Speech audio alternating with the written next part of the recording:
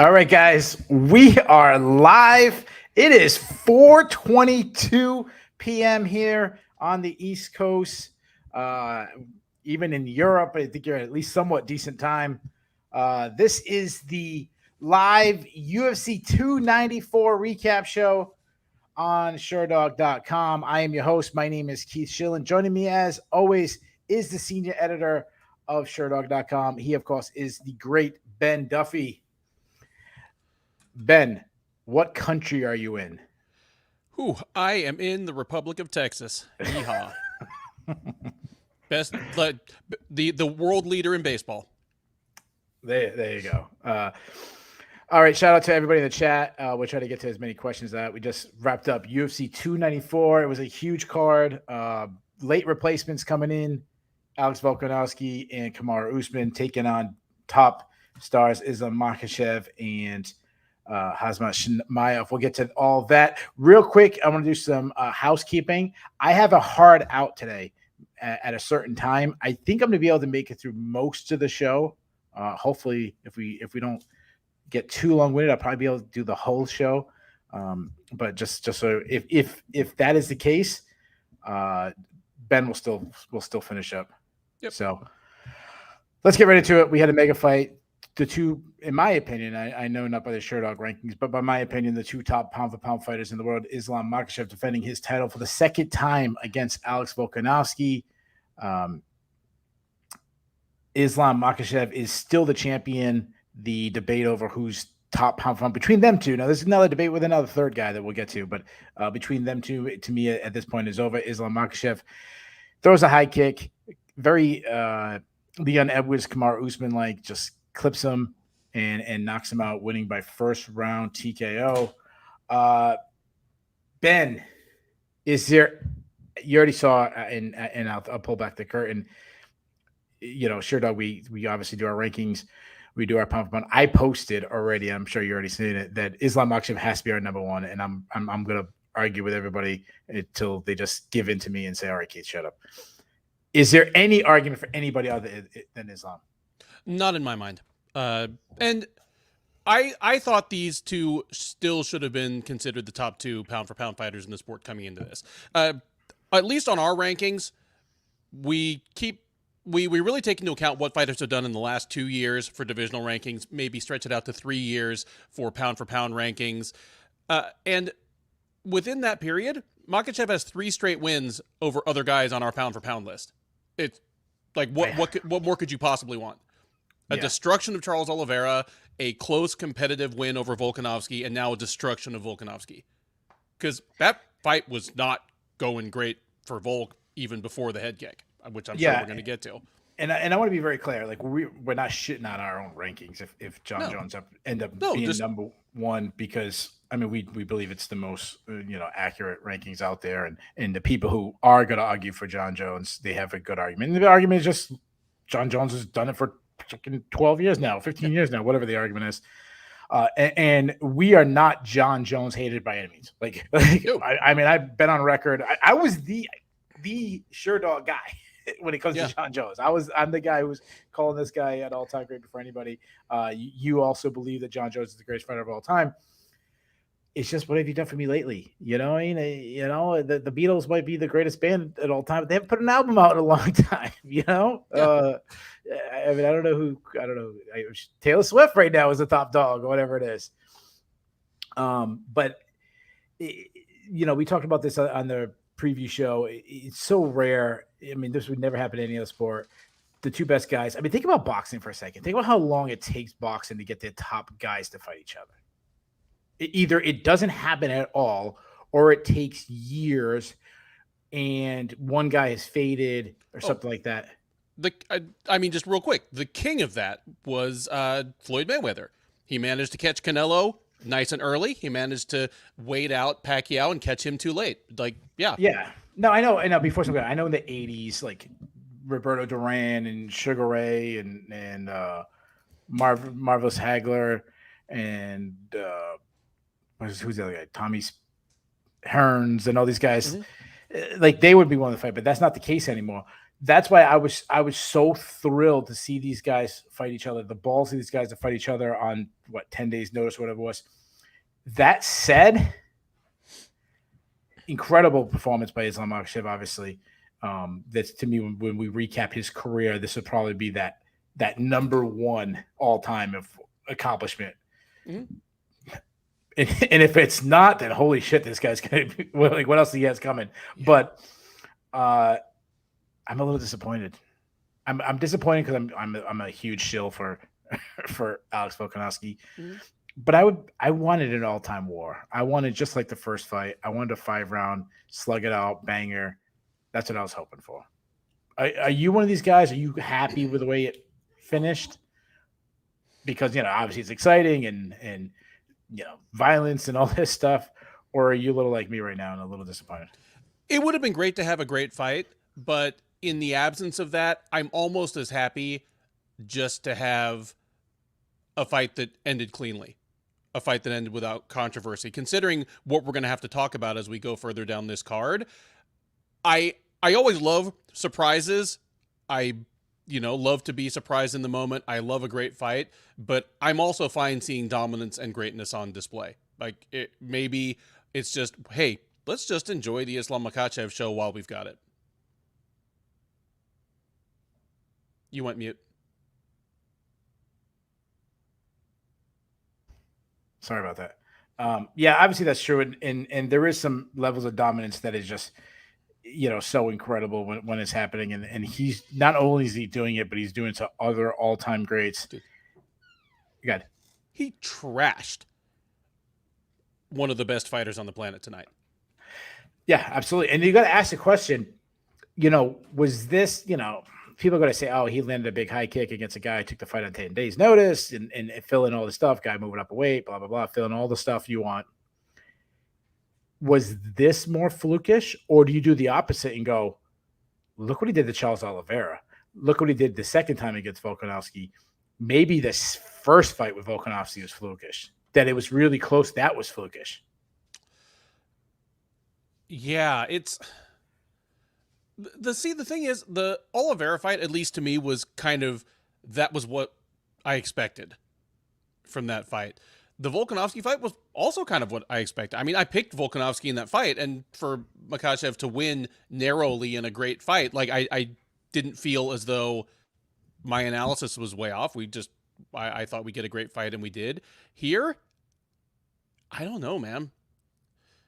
It's, the thing is, even before the head kick, and it's worth noting that was not the first head kick that Makhachev threw and landed. Like, he threw one before that kind of glanced and basically nailed Volkanovski with the exact same kick a minute later. But their interactions in the clinch, in the wrestling against the cage, looked more like what I expected their first meeting to be. Like, people who thought Makhachev was going to have an easy time with Volkanovski in their first fight figured he'd be just way too strong. Just the simple physics and geometry of a heavier, taller guy who's a great wrestler was just going to be too much for Volkanovski. And that's what it kind of felt like in their few encounters early in the round here.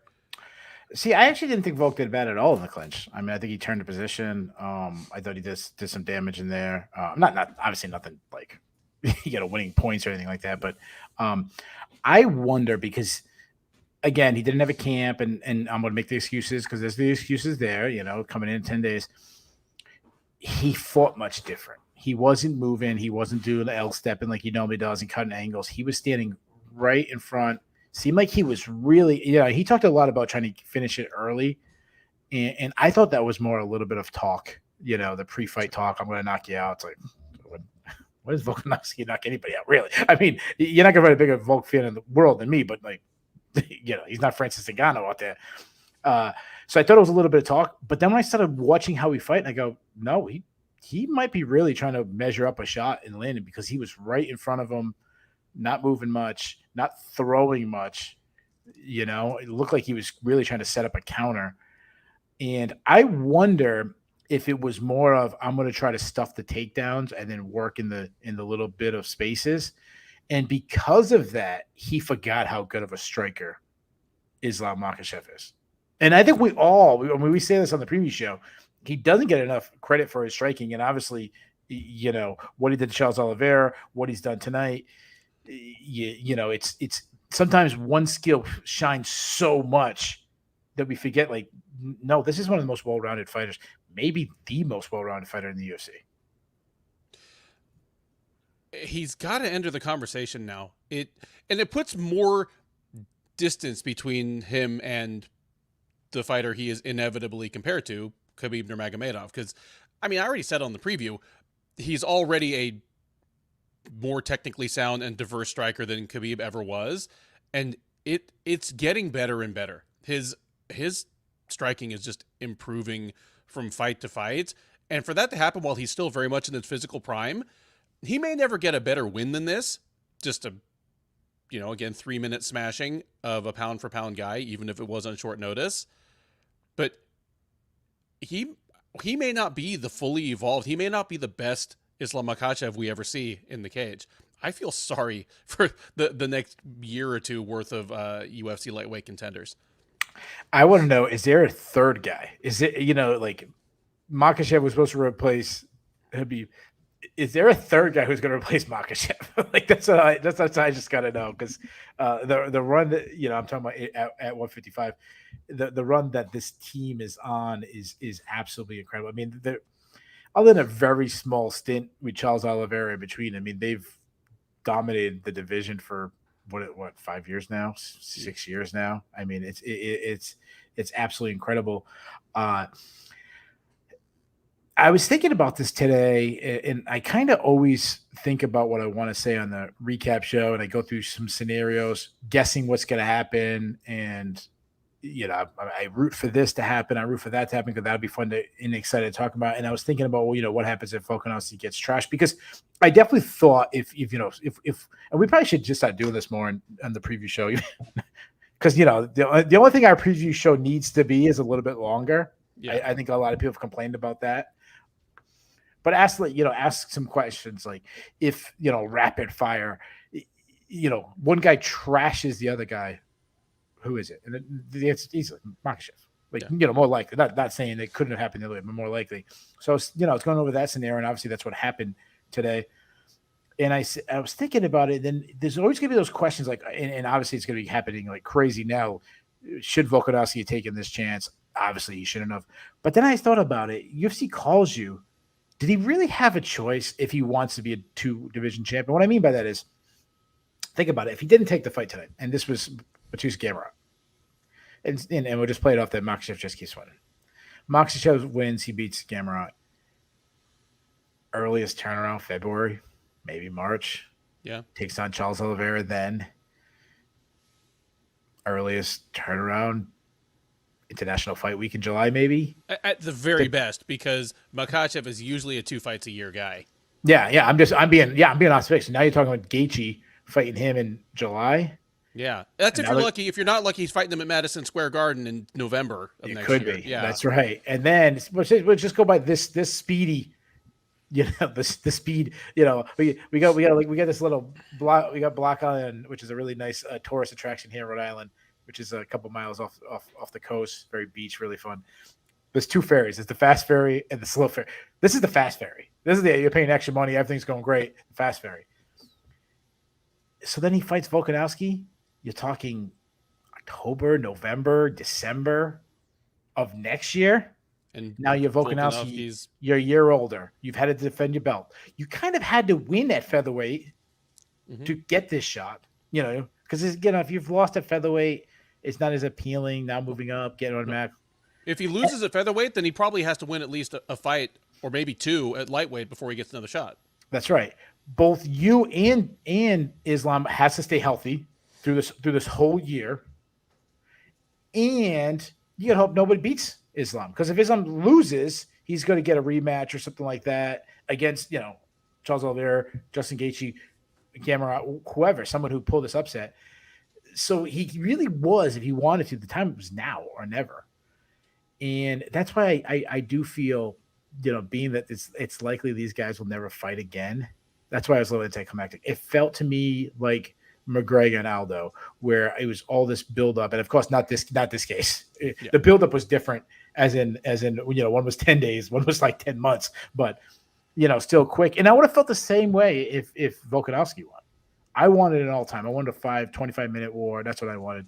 Unfortunately, that's not what we got. It felt it's still great. It's a great rivalry.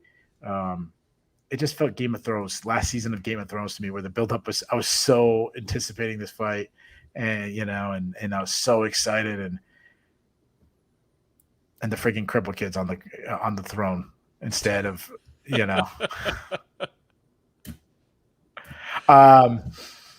me ask you a controversial question, because listen, when you have a quick first round knockout, there's not too much, and we kind of know who's fighting for the title and all that scenario stuff. I'm going to ask a controversial question. Let's do a buy and sell. Let's be one of these ESPN style shows. Buy or sell. It's going to be a controversial one. On paper, is Islam Makhachev better than Khabib Nurmagomedov? In terms of accomplishments? However you want to take it. I'd say it's still Khabib. That's pretty close, though, no? It's very close. And Makhachev, say he beats Oliveira and Gaethje next year, I think you can make a good case that he's past him. Yeah, if he beats Oliveira and Gaethje, there's no argument. The one thing that's always going to hurt him is that loss. He's got one loss that he could have easily avenged, but that 0 on Khabib, and also the way. Obviously Islam Makhachev's dominating. There's no doubt about it. He's had one close fight in really his UFC career other than the knockout. I'm trying to think. Has he had another competitive fight? No. Sarukian was pretty competitive.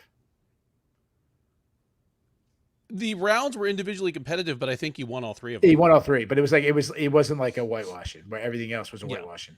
But still, that guy's really good too. That guy's really good and good stylist. And that was a different Islam Makhachev than we have now. So that's, and I think things happen when you beat certain guys. Confidence rises and falls both ways, whether you win and lose. I think everything's going right. A win like this against Volkanovski, the confidence is going to be going through the roof. The team, him, everything. But just writing down the names, just going strictly off the names he's beaten, not how they beat him. Because Khabib just beat. He bouncing your head off the ground. Makhachev wasn't. He did do that against some. He did it against Hooker and stuff. But generally speaking, he didn't bring the fear that Khabib did.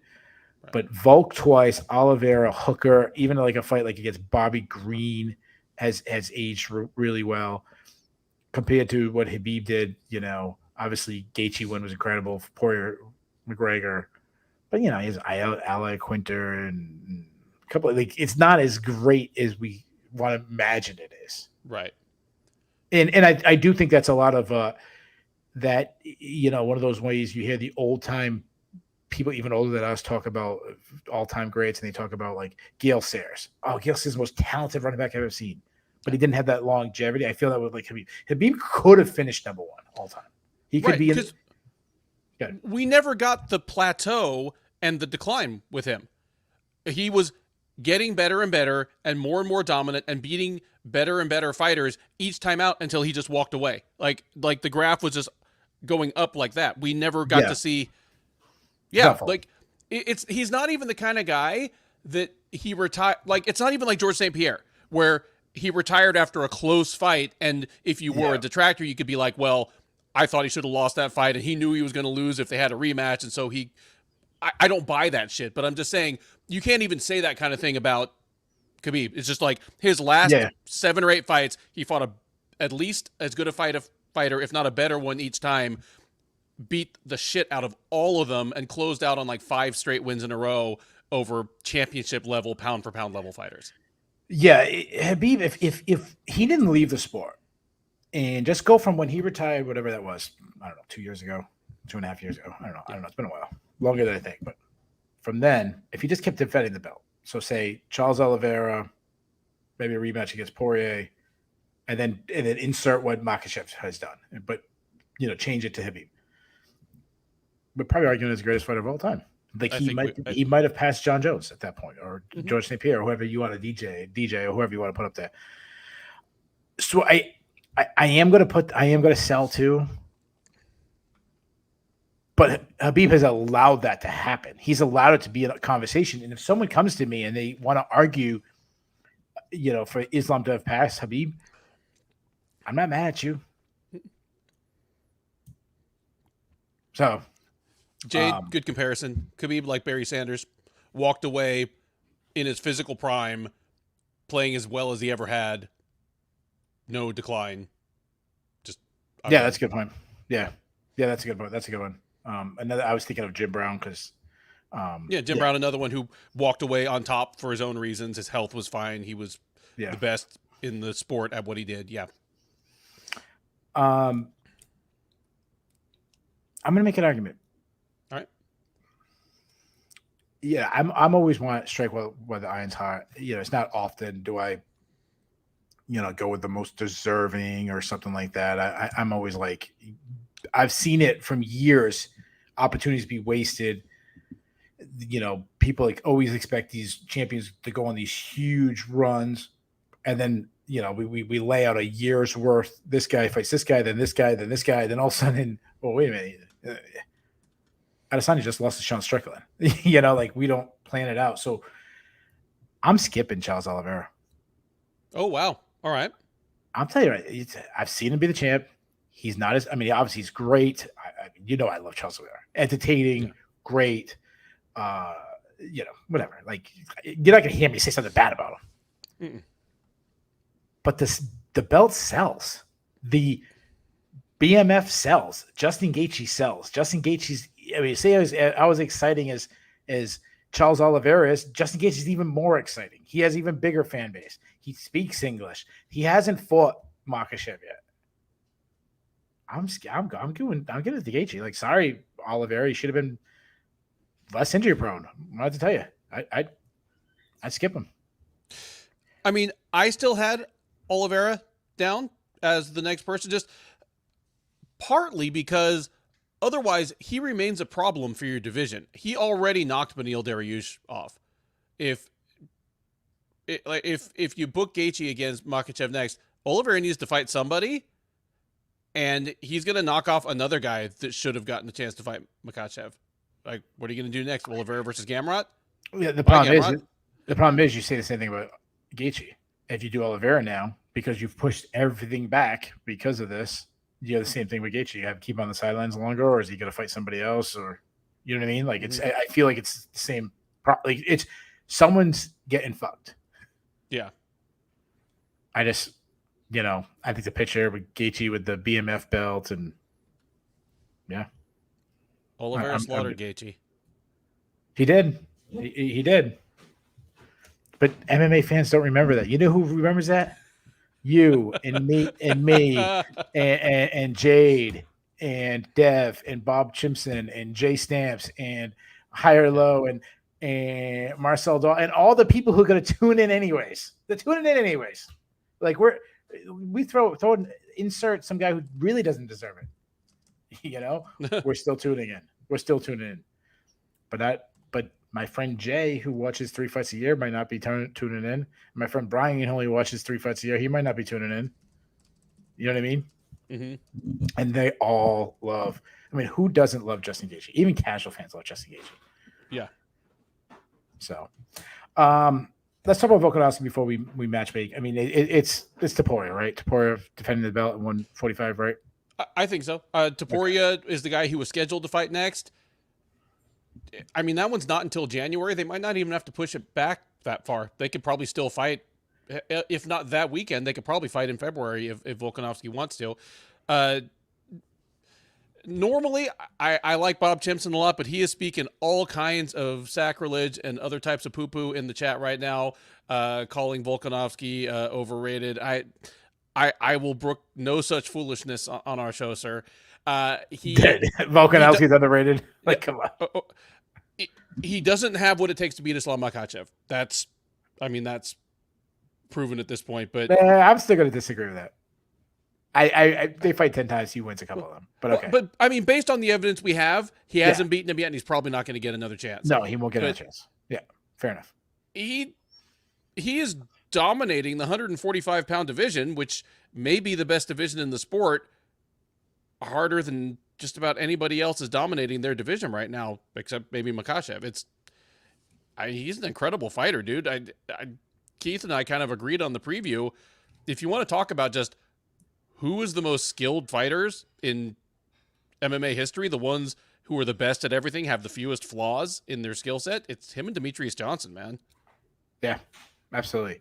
I do have concerns, and of course, how old is he? He's like 35, 36? He's 35. He's 35. He's in the division that isn't. Now, this is so unfair. And like before anybody comes at me, like I understand how unfair this is. Like we just argued him for being the best pound fighter in the world, and then he loses, and we start doing the, is it decline? Is it? He's 35. I mean, we've seen him many times. He's 35. He's in that age group. We were saying prior how much of a threat Ilia Topuria is between his boxing, his power, his athleticism, his wrestling. He, in broad strokes, he presents the same kind of problem for opponents that Volkanovski does. Yeah, he's a very incredible fighter who was going to be a tough beat anyways. And now you got to add in, he just come off a knockout. Like that concerns me too at that age. Mm-hmm. And he's got to, say what you want about, changing weight classes, going up and going down, draining your body, bulking up, draining your body, bulking up. I'm not a doctor or anything, so obviously I know I'm talking on my ass right now, but that can't be the what's the word I'm looking for? The best strategy for like long-term success. Sure. No, I in that sense, it's almost better that Volkanovski took this on short notice. Because he didn't have I agree. 8-12 weeks of like bulking up into this. He just got up as a guy who's small and doesn't have a huge weight cut to get to 155 and just kind of did the thing. Yeah, I agree. Jade asks, will Volk still be favoring his part? We're not a betting show, so but I expect him to open up at least -200 against Topuria. Yeah, you're better at that. I'm terrible with the lines anyway, so asking me to pick. I will say this: it closed a lot more now than I think it did if you asked this question an hour ago. Yeah.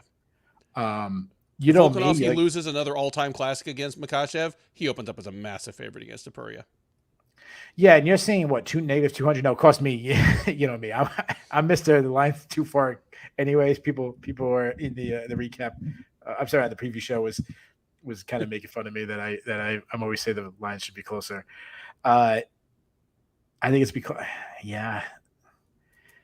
his name value, I think you kick him to like -200, but like I'm not confident in that pick. Like that's but you know what? I wasn't confident in that pick anyways, and that's not a slight, on Volk.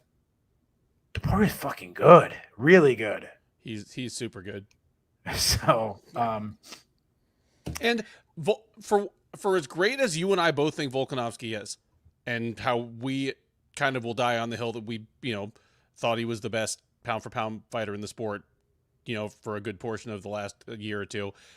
He is a guy that the way he fights and the physical limitations that he has to overcome to be as excellent as he is, when it slips, I think it's going to slip fast for him. Like, let me tell you, sorry. I agree. I totally agree. And I don't want people to take too much away. And I know I'm setting this up, but in the state around there was two wrestlers, two incredible all-time great wrestlers. One guy was a weight class below the other kid, and they both had 3 state championships. They were both going for their 4th. I mean, and the lower weight kid took an all-time chance and said, no, I want to move up and I want to beat him. And he ended up losing.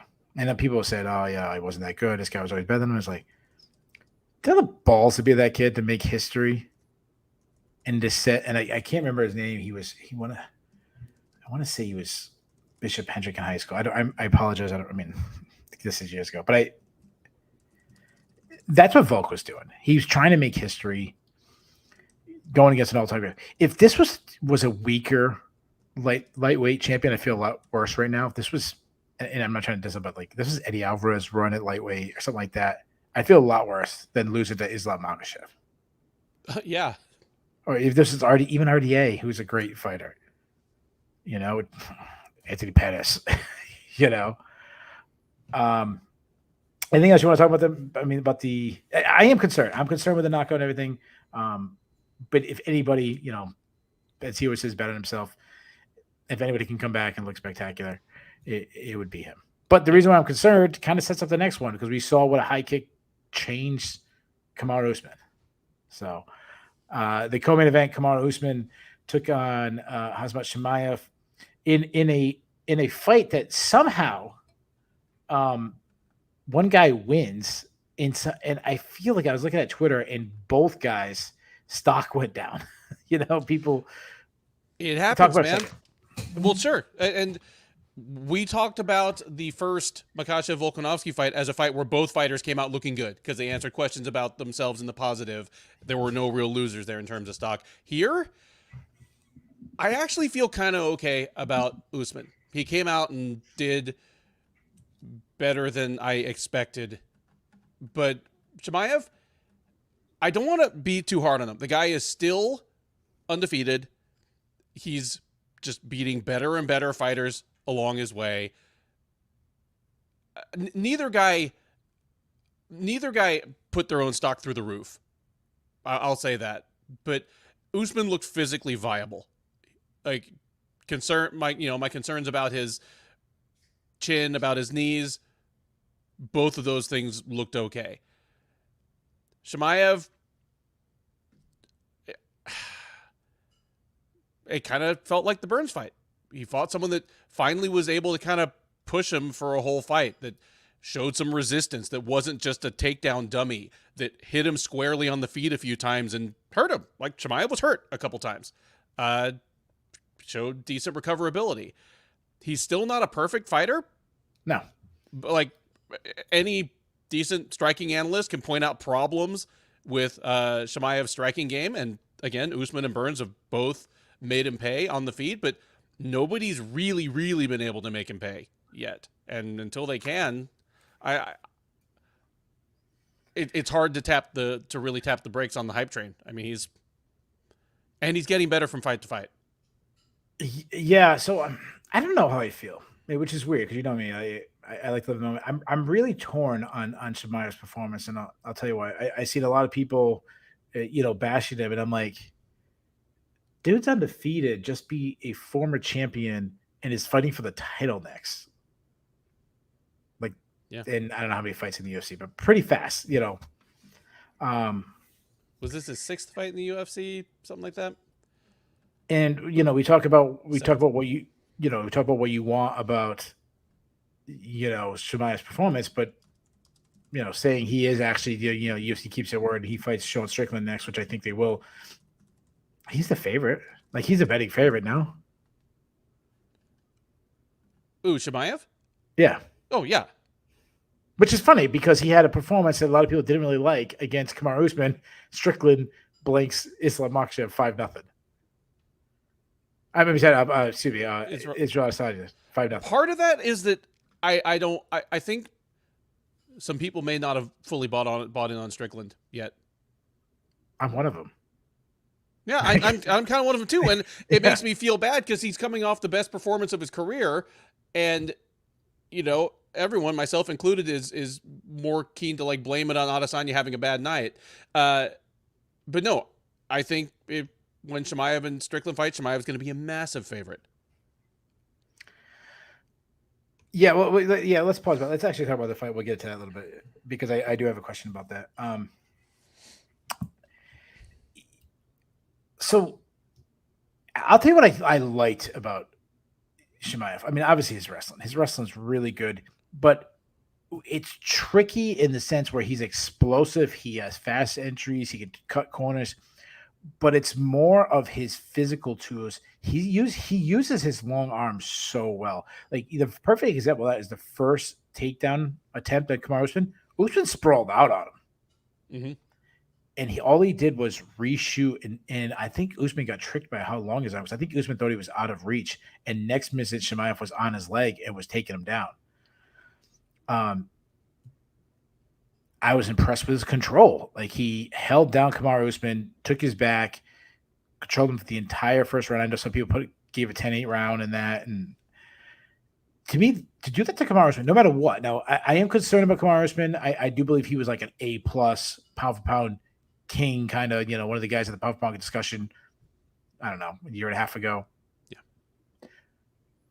He's probably an A-, B+ fighter now. Like he's declined, but he's not a bum. And to do that to Kamaru Usman is super impressive. Now, I'm really concerned with what we saw the rest of the way. I mean, his output. I mean, he took this whole set. He almost took the entire second round off. In the third round, he got hurt. I mean, he got a takedown and everything, but he got hurt. I thought he lost the third round.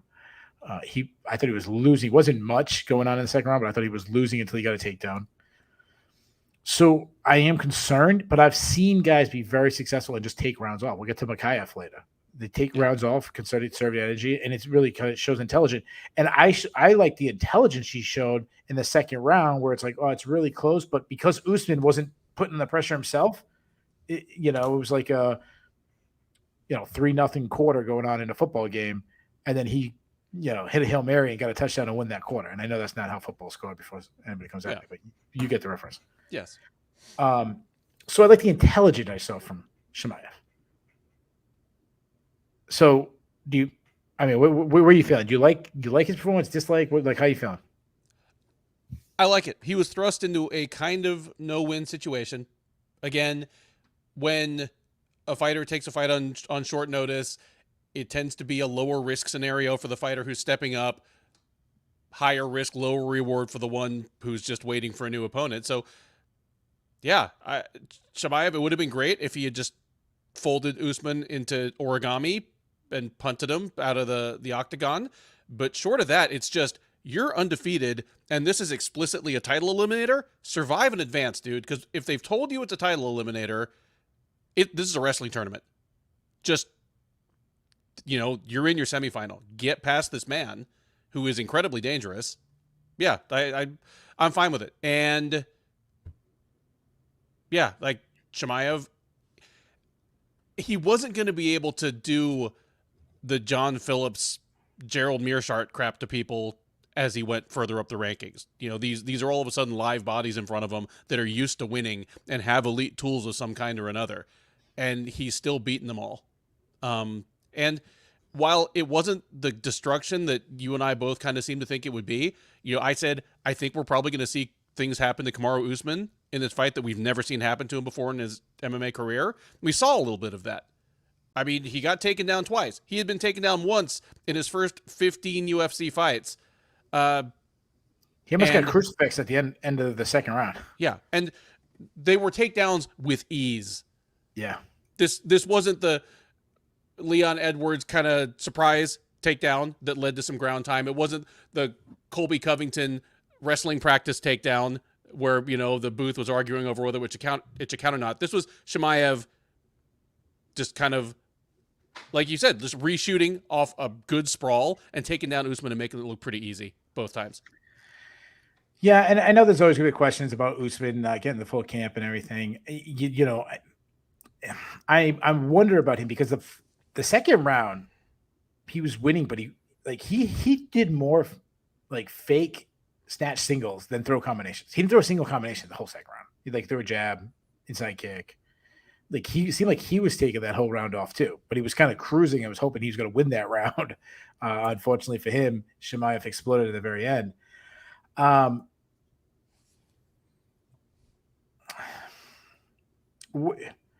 If Chimaev fought Kamaru Usman a year and a half ago and won this fight just the same way, yeah, and you'd say, why was it a 5-round? But just say, I don't know, somehow it was a 3-round fight.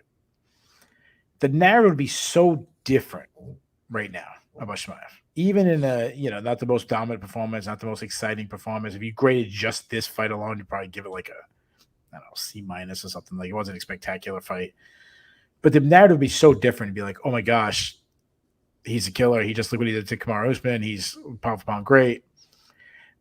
And I know MMA is unlike any other sport with in basketball, the guy who scores 30 points a game, the next season might drop down to 26, then 21, and then it's 4 or 5 years before they're out of their prime. MMA, it's like overnight. Yeah. Yeah, it's like Robert Griffin III. So do you think this is more of Chimaev is that top guy, or do you think this is more of Usman is not a top guy anymore? I think it's that Chimaev is. Because Usman, to me, looked like a fighter that could beat a good number of top 15, top 10 middleweights. And we'll be talking about next matchups in a minute. My ideas for Usman are ranked middleweights, and off the cuff, I don't think any of them are too much for him. Yeah, I agree. I totally agree. Usman seems to me like he's went in that phase where he was a all-time talent and could fight at a pace where now that pace isn't there. And again, you taking the fight on 10 days notice might be a little bit of that. Fighting at middleweight for the first time too. Like, it wasn't like he's been there before. He's understanding how his body is a little different. But more becoming the strategic guy where I got to slow myself down, but I can still win. We've seen guys do this. Michael Bisping, even when he was in this title run, was not this high volume guy like he was early in his career.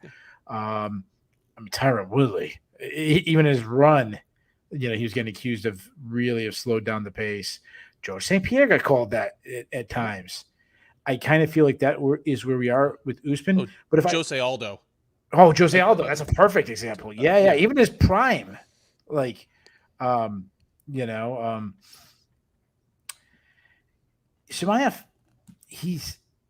the gas tank is obviously concerning.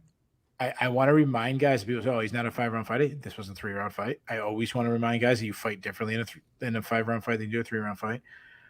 But he's a guy that he might have a little Anthony Johnson in him, where he used to fight at welterweight and he's moved up to middleweight. I'm not even joking. No. He might want to move up to 205. And 205 is less skilled than 185 in the same way that 185 is less skilled than 170. I mean, dude, he moves up to 205 and the top 10 is full of it's full of Volkan Oezdemir, Anthony Smith. Yeah. But the champion's not Sean Strickland. That's true. The champ is not Sean Strickland. Yeah, but there might be. I mean, yeah, I think it's debatable. Yeah, you might be right. We're not going down that avenue, but yeah, you might be right. But he if he bulked up, I think he'd be fine in the division. Kelly, and welcome to the chat. I don't think we've seen you here before. All I can say is it's deceptive. He is huge in a way that the tail of the tape doesn't really tell. Like, you see, 6'2", 185. It doesn't convey, no. I don't want to. None of this is meant as insulting, but he's built like an orc, like just huge shoulder muscles, and his shoulders are almost hunched, and then his arms look like he could tie his shoes without bending over. That's because you were at the Renaissance Fair this week. I was at the Renaissance Fair last week. Right, man. I saw some elves and some orcs, all those Renaissance things. I saw some pirates. It was great. So I've met Kamaru Usman. He was cornering a guy when I was at Bellator show, and I talked to him for a little bit. And Kamaru Usman is not a little dude. He is a big dude. And Usman looks small. Yeah. Like, Chimaev stand next to Sean Strickland. He's bigger than Sean Strickland. Oh yeah. Oh, he's probably not as tall, though. He's probably pretty close. Not as tall. I think they're about the same height. No. I was changing. He might not be as tall as Adesanya. I don't know. But he's probably pretty close. But he's bigger than him. Mm-hmm. He's not Alex Baher. Nobody is. No. But he's he's not undersized. Someone asked this question, and I thought this was a little ridiculous, but I'm going to ask it just for entertaining purposes. What do you? A lot of people. I mean, a lot of people were shitting on his performance, which to me is still like, I'm like, he just beat Kamaru Usman, and people really. I think it's one of those, like, the standard is so high for him that, you know, it's like Patrick Mahomes throws for 280 yards and 3 touchdowns. It's like he didn't have 300. It's like, oh, okay. Yeah. But yeah, he was 23 of 27 passing. But, you know, and right now the Europeans who are actually probably tuning in are like, shut up about your regional sport. It's football season, guys. I'm sorry. So this was a question I saw asked. Would he have beaten Paulo Costa tonight? Oh, my goodness. Yes. He would have I thought too. thrashed Paulo Costa tonight. And the reason why I asked this question, it's someone I don't remember who it was, but it was like a media member, someone I respected. And a lot of people said no. What? I think he would have trashed him tonight. What would lead you to believe that Costa would have a good chance against Chimaev? He'd be the worst matchup. Let me throw this in the chat, and we'll read up people's answers. If you don't have an answer, I'm not making you don't throw out answers that you don't believe in. Who right now at middleweight, besides Bo Nickel, obviously, but who at middleweight right now would be a betting favorite over Chimaev? Who right now, both, or how about that? Change that. Who right now would you pick over Chimaev at middleweight? Well, we got a bunch of people in the chat saying Dricus du Plessis. That's the guy because of his cardio. That's the one I was thinking of. And obviously, he's cardio and physical strength. Like if Chimaev wants to ragdoll du Plessis, he better get a finish because it's going to be tiring work, and du Plessis ain't going away. Yeah, it seems like everybody's saying Dev's going with delete say Jay Bunk's going to Izzy. I guess there's a lot of I wouldn't after Izzy's last performance. Kyle White says Johnny Evelyn. That's a good answer, actually. That's a good answer. I mean, I know obviously. All right, I'm getting great.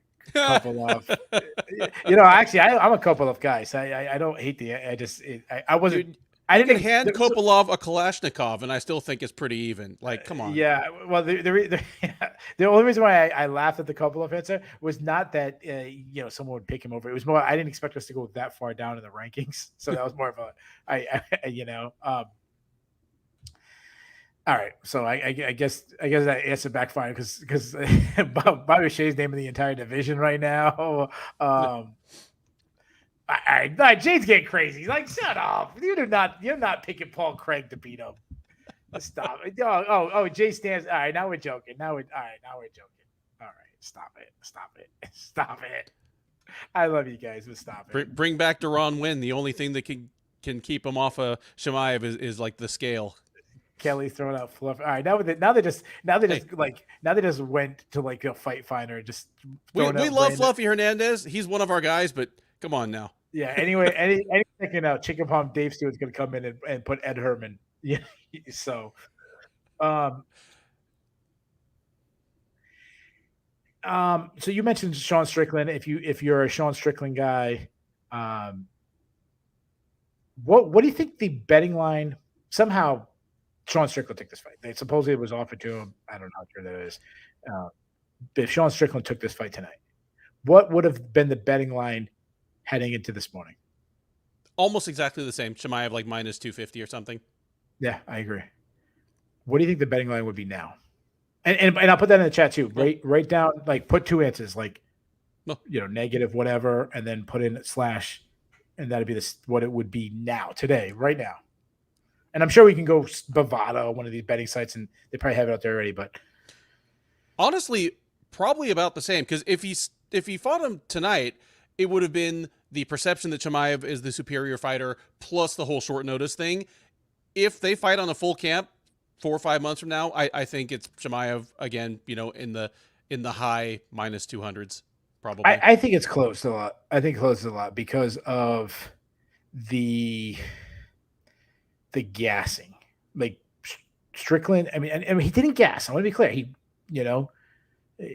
He fought a 15-minute fight, and you run a half marathon different than you run a marathon. For sure. At least not that I would know, but I'm guessing so. Yeah, I could see Chimaev heading today like negative 300, but now I think Strickland's got the best cardio in the division, like of high level fighters, I think. I mean, we haven't seen Duplessis go 5, but he looks really strong going deep. Off the top of my head, it's hard because we haven't seen so many guys because Izzy Adesanya has been the champion for so long. Not many guys have been lined up for 5-round fights, and then also it's not the sexiest division, so we don't get a lot of those fights headlining fight nights and stuff. You get Cannonier here and there and Vittori and stuff, but generally speaking, not too many guys. I feel like this should be a different answer, and I'm sure there's somebody. But I think you might be right. I mean, we saw him against Izzy. He doesn't fight at the highest pace, but he fights with a controlled pressure. Like we talked about before, you're driving on the highway. He's not hitting a $110, getting the state trooper's attention. He's doing 80. He's moving, but it's not that like when you hit, the engine's not revving as he's going by. Tires are not squealing. And Strickland's pace can vary. His pace is always good enough, is what I'd say. Like I've never seen him tired at 185 or kind of above 170 because I know he had a couple of catch weight fights above 185 as well. But I've never seen him tired in a fight, and he seems to fight at just a high enough pace to make his opponent tired if it goes late. Yeah, the only fight that was, he had that Cannonier fight, which was a little weird, but to me that was more of an outlier than there wasn't that.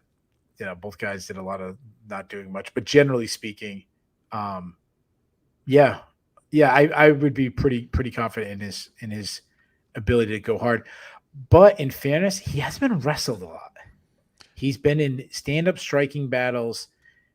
I want to see how his pace is after getting taken down and being ridden by Chimaev for maybe the first round, maybe even the second round. Like that changes. The way the fight happens changes a lot. So, yeah, just at one point, I thought of Strickland as a very good underrated wrestler, and I don't know if it's that he just doesn't do it anymore, or that after like his motorcycle or car wreck, I forget which it was, he can't anymore. Yeah, that is a big question. I don't know. Let me ask you this. A lot of people put and I'm trying to pivot a little bit to give it something to talk about. The UFC said Strickland's next, first opponent will be the winner of this matchup. A lot of people was tweeting, "Oh, Duplessis deserves that fight after this performance." Blah blah blah. We're not going on who deserves because I deserves. It's Dricus Duplessis even before this fight. At this fight, it still hasn't changed my opinion, but. Strictly on you're the UFC, you're in the business. Do you feel like they should go with Duplessis or would you go with Chimaev? And I want to be clear to those people who don't listen. We're not saying the UFC will do this. So be very clear. Don't say, "Oh, they already said in the press conference." I'm going to stand that. We're not saying we're saying if me and Ben were running the show, what would you do? Probably go with Chimaev. One, because if I'm them, then I said it in advance. And I have this weird fixation with keeping my word. Oh, look at you being a good person. It's why this is an exercise in imagination, not my actual job to do the bookings for the UFC. Yeah, and I could be this sleazeball. I just want to make money, and I don't care what that says. I would do it for 2 reasons. Now, again, this is Keith Shillan, runs the world. Nobody can say no under no circumstance. I'm the ultimate dictator of the world.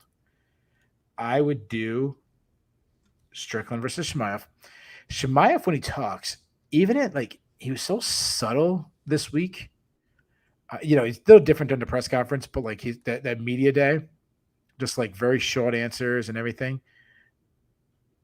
But it works. It sells. It has like a Ivan Drago thing to him, when they ask him, is this an easier fight or no, easy, not easy, hard, whatever he said, like, I'm gonna smash him anyways. Like, just the way he talks. Like, I was listening to that right before the fighters walk out, and they build up the music is playing and the highlights and everything going, and then it ended all the highlights and all it was like Chimaev, and he was saying, I don't know, he was saying something like, I'm gonna smash him or something, but the music ended and it was just that echoing through the arena what his words were. And I'm sitting there, I'm just thinking like where Usman is right now, and like imagine just hearing that right before you're about to walk out. I'm like, that must be fucking terrifying, And I mean, it's probably not for him, and that's why he's fighting in that. And I'm talking about these guys, but to me, he's so even like not the most exciting fight. He's so marketable. Yes, it's as simple as that. He has it. He has it, and he has had it since the first time he stepped in the UFC. His UFC debut, fighting what it was 8 days later or whatever it was. And the other reason why, and this is like a bonus one, and this is Keith Shillan rules the world again. No one can say no. I know Israel Adesanya is saying he's taking time off, but Izzy versus Duplessis headlining a pay-per-view in Africa still, to me, even non-title fight, still sells. Yeah, everything. Don't let that one slip by. You said you had some names for Usman. I'm interesting. What would you with Usman? Okay, I want Usman to stay at 185, and agreed. I think he needs to. I think he's proven that he is still a very good fighter, and so I want to give him a fighter in the top 15 who's not in an immediate line for the title. So either the loser of Delides versus Cannonier, since the winner of that's going to be too close to a title shot, I don't want to mess with it, or the winner of Brendan Allen and Paul Craig. Okay, Brendan Allen, Paul Craig. What you broke? What was the first thing you said? The loser of Cannonier and Delides. Okay. Because the winner of that one's going to be too close to a title shot. You don't want to mess with that. Or the winner of Allen and Craig. Yeah. Yeah. I look at Usman. I mean, to me, I always look at it is the, a guy's name like this who's on the decline.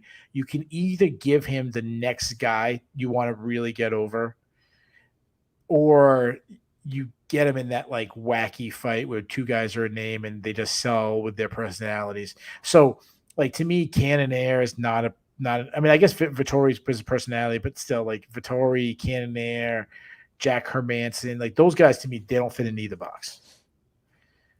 But Paulo Costa does. Usman, Paulo Costa, co-main event, some pay-per-view, third from the top of some pay-per-view. Paulo Costa. Those will be some fun press conferences, man. And if he can't, and if he really wants to move down to back down to 170. I kind of thought the same thing. So it's like, yeah, he could get over. There's so many prospects at welterweight, so I thought about those, but just give Kevin Holland, Usman and Holland, same thing as Paulo Costa. Just even maybe let him headline like a fight night. Usman might be at the point where he's not headlining fight nights anymore, but come in and pay-per-view or something like that. So, all right, let's move on. We got to hurry up some of these other ones. This is going to seem like a theme. It's a lot. A lot of this happened tonight. This morning, I should say. Magomed and Ankalaev took on Johnny Walker. The fight was ruled a no contest as Ankalaev they ruled it accidentally kneed Johnny Walker as a down opponent. The doctor, who did not have a good night, asked Johnny Walker what country was he in. Apparently, he couldn't answer that. Dude, half the fighters on the roster couldn't answer that. Could Johnny Walker answer that 2 days ago? Yeah. Like I could picture Johnny Walker in Ireland jumping on an airplane to go to a fight and be like, they're like, sir, where are you headed? And he'd be like, I don't know. Like Russia? Like Makhachev's fighting? Like Russia? Like, dude, if if you asked half of the American fighters on that card what country they were in, I bet they'd say Abu Dhabi. And that's not right. Like, that's a tough-ass question. In fairness, if he said Abu Dhabi, I think that might pass. Like, I know that's not the country, but I think that I don't know what he said. In fairness, you're asking a guy who just got knee in the head. So that's why you're asking him. So I understand people say, that's why you're asking him, stupid. Like, I get it. That's why you're asking him. Yeah. But you're asking him while I'm sure his brain's going 100 miles. He's fighting, he's got a crowd going, people yelling over him. And you're asking him in not his primary language. Now, he speaks very good English, but still, you're asking him not in his primary language what country. Like, you could have asked a different question. What's 2 plus 2? What's your name? What's your cornerman's name? Whatever. What's your opponent's name? That may not your opponent, but whatever. What sport? What is the fight organization you're fighting? Whatever. Yeah. I want to be very clear, and obviously, fighter safety is ultimately number one. My one issue with checking if he has a concussion, and I guess I know, like, I don't know what else you could do other than they said, "Oh, make sure to check if he has a concussion." He might have had concussion when he was dropped before that. Like, you don't know it was that. It's Johnny Walker. Johnny Walker might not be able to pass a quick concussion test if you met him at Target, like on a random Sunday. Yeah. You ask him where he is. Yeah, I don't know. And he does like a little dance and like kick somebody. Like, it's Johnny Walker. They would have been better off like, hey, dude, do the worm right now. If he can do the worm, okay, he can go. I feel for, well, first of all, I always forget that Johnny Walker is a light heavyweight because one, he's freaking massive. He's the biggest dude alive. He made Ankalaev look small. Ankalaev makes other light heavyweights look small, which is crazy. Is Ankalaev like the most unlucky guy, at least in the division, we'll say? Because it's ridiculous. The dude is doomed never to have a straight W or L again for the rest of his career. And the funny thing is, he landed a nasty body shot on Walker early in the first round, and Walker reacted so strongly that I thought he was playing possum a little bit, trying to get Ankalaev to come forward so maybe he could catch him with some nasty knee or something. How do you watch the first Kudalaba fight and go, I know what I'm going to do. I'm going to oversell Ankalaev's offense and kind of good point. That's a really good point. Yeah, I didn't think about that. Nice. Yeah. Come on now. Yeah, that's a really good point. Yeah, this fight, his last two fights, I mean, he's got a draw that most people thought he should have won, which would have won him the title. Mm-hmm. Add in now a no contest and probably a title eliminator. I mean, this guy's unlucky. Let me ask you this question. So, in like 6 weeks or whatever it is, the title fight between Yuri Prochazka and Alex Volkanovski goes down. Hypothetically, one of them wins. No controversial, someone wins. Mm-hmm.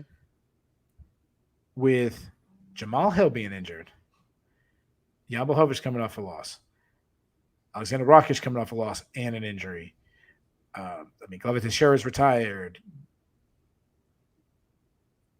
I'm assuming you have to run this one back. You got to run this one back, right? Probably. Both guys seem like they wanted to. And for those in the chat that are kind of, taking issue with our take on the stoppage, for me, the problem is that Walker should probably have been allowed to continue. There should have been either a point deduction or, the traditional and meaningless strong warning, and then let them keep fighting. My problem is that the doctor stopped it. Yeah, he didn't give him the 5 minutes. He didn't give. Yeah, you're right. Yeah, I should have. You're right. I've been ignoring the chat, but yeah, you're right. And they're absolutely right. Like, and he could have been disqualified. One last thing on the rules. Because it was in the first half of the fight. If it was after the midpoint of the second round, then you take a point and you go to technical decision. And if Ankalaev loses that way, well, sorry, dummy. And if Ankalaev wins that way, then hey, you're not unlucky, you're lucky. Yeah, it's why we should just have knees to the ground opponent. But also, yeah, he to people who are saying, he's lucky. Yeah, he is right. Like they could have disqualified him. So yeah, that is a good point. I'll give you guys that. I want to go back to what we're talking about. Yeah. You're running the UFC. We'll just say Yuri Prochazka wins. He wins clearly. no controversy, nothing like that. He's been out for a while. I want a quick turnaround. I want to fight in 2 months. So he wants to fight in February. You're assuming these guys are rematching this. Who's next? Who's next for a title shot? There's nobody left. There really isn't. A freaking Nikita Krylov in a 3-fight winning streak. God save us. I mean, maybe Stipe saves the day and knocks out John Jones and sends him back to light heavyweight. I don't know. I don't think John Jones is ever going back to light heavyweight. Obviously, I'm joking here, but hell, I don't think Jamal Hill is ever fighting light heavyweight again. Maybe not after. Was it Achilles tear or whatever it was? And that dude got huge. He looks now like 3 different members of Fat Albert's gang kind of mashed together. Yeah. I love me like calling people fat because I was like, I've been dieting for like 3 days. I'm down like 2 pounds, and I'm like, I still have to drop like 30, but I'm like, yeah, I only have 2 cheat days this week. Like, what's up with that? You know? Yeah, it's the division since John Jones has left has been just. I mean, I know there's the really nice moment with Glover share, but I mean, we have interim title shots. We have guys vacant in titles. We have draws in title fights. Like and that used to be, and we've said this a million times, and it's not and hasn't been the glamour division in a really long time, but that used to be the glamour division of MMA when you had Chuck Liddell and Vanderlei Silva and Randy Couture and Tito Ortiz and Vito Belfort and Alice Overeem and Ricardo Shogun, yes. Shogun and Little Nut. We just keep going and going. It was such a great division. The division sucks now. Yeah. And then shit like this adds to it. Because the one guy that everybody kind of quietly agrees is probably the best fighter in the division cannot stop tripping over things. I know, like, and I have my fantasy team. Like Magomed Ankalaev, to me, wins more than 5 times out of 10 over anybody else in the division, including Jamal Hill, maybe even including Yuri Prohaska.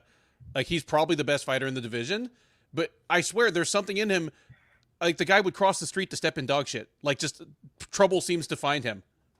Yeah. Let me tell you about my fantasy team real quick. I've had 5 guys fight. I purposely picked a lot of guys fighting early. Let's see. I picked Grant Dawson who got knocked out. I have Alex Volkanovski who wasn't planning on all of a sudden get the toughest fight possible to get knocked out up a weight class, which those are big negatives for me, both on first round stoppages. I have Ankalaev getting a no contest. I get Valentina Shevchenko, who could have won the belt. It would have cost me so many points, gets a draw. I got Manel Kopp. He's the only one. I got 1 point and minus take away all my negatives. I'm in the negatives. Like Bo Nickel.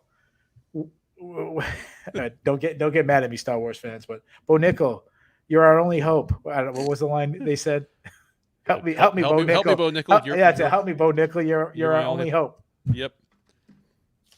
But I keep throwing it out there. You ready to right back? Did you have other options for these guys? I'm fine running it right back, just because there is some business that needs to be taken care of ahead of it. But if there wasn't, I'd be fine with just pushing Ankalaev to the title shot to say, quit messing around. Luke is asking who's winning the fantasy. Ben is killing everybody. Well, we've been racking up the scores just at the end after the last UFC card of each month. At the end of September, I was killing everybody just because I had Sean Strickland and he had like a title fight win in the main event. But yeah, like we'll see. I got to be in last place now because of the Makhachev win for Jay Petrie has probably jumped me. I'm in dead last place.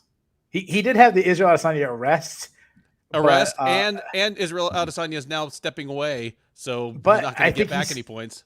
I still think he's ahead of me. So being that I put the league together, I'm going to have to find a way to cheat and say, oh, you guys remember this rule? The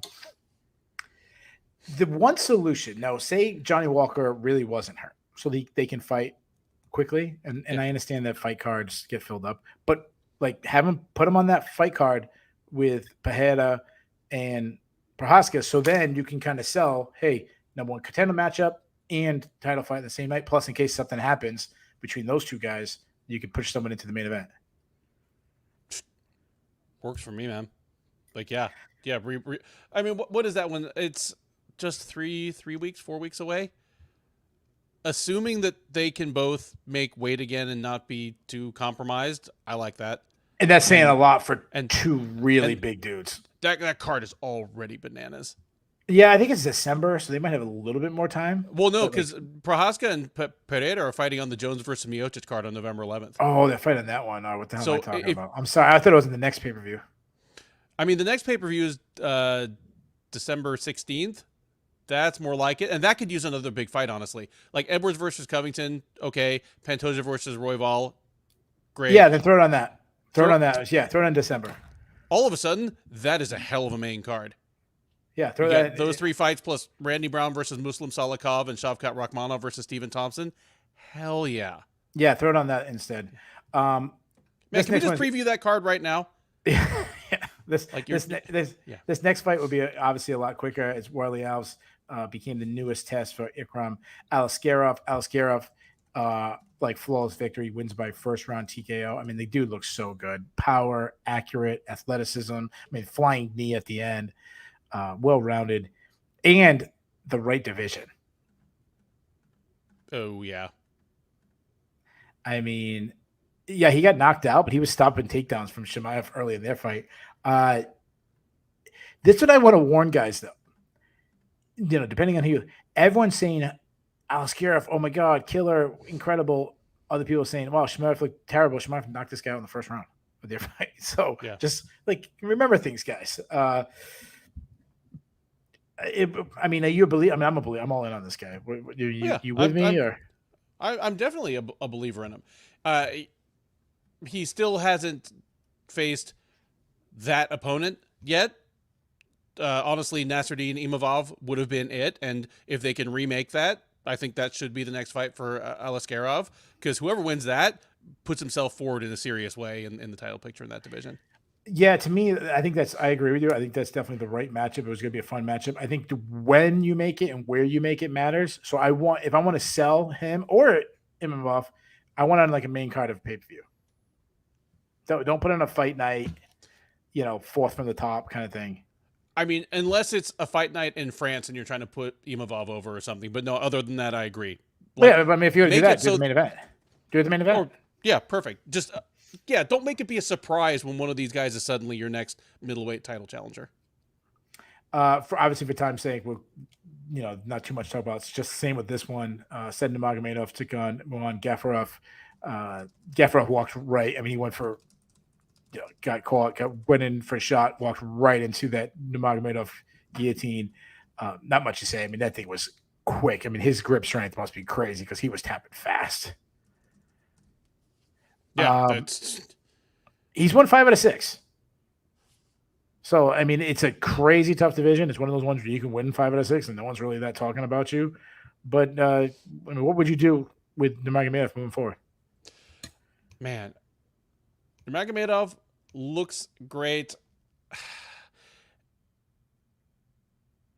Man, I mean, I think he needs to take on someone who's at least on the outskirts of the top 10, like a Ricky Simone type. Yeah, that's what I was going with. When you had the last name Nurmagomedov, you always could get a little bit more buzz. I'm going with Chris Gutierrez. That's a fun guy. I put him on like a fight night co-main event. I mean, yeah, he was great. Yeah, he was. He's not upset. I mean, he's upset being that low on the card. I throw him in like a fight night co-main or even like a pay-per-view main card, kick it off like a pay-per-view. And Nurmagomedov would probably like love a chance to get something back against Factory X, considering that he lost to Jonathan Martinez earlier this year. Yeah, that's a good point. Yeah, that's a good point. So, all right, let's get to the prelims. We might skip to the end a little bit because I'm getting close on time where I got to leave, and then Ben can kind of go over some of the rest of the prelims. But I definitely want to cover this one. Tim Elliott took on Mohamed Mokaev. Tim Elliott won by third round submission.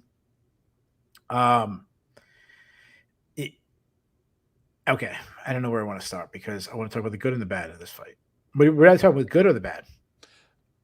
I mean, if we're talking about the bad in terms of Mokaev as a prospect / contender going forward, we can talk about the bad. The bad for me is that both the first 2 rounds could have gone to Elliott.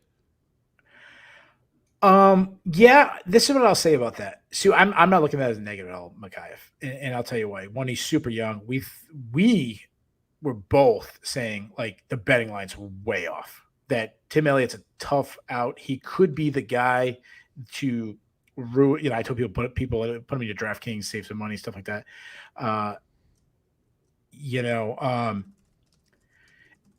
Elliott's a tough out, especially at that age. And then to possibly lose, I had it 1 run, but possibly lose 2 rounds and then getting a submission.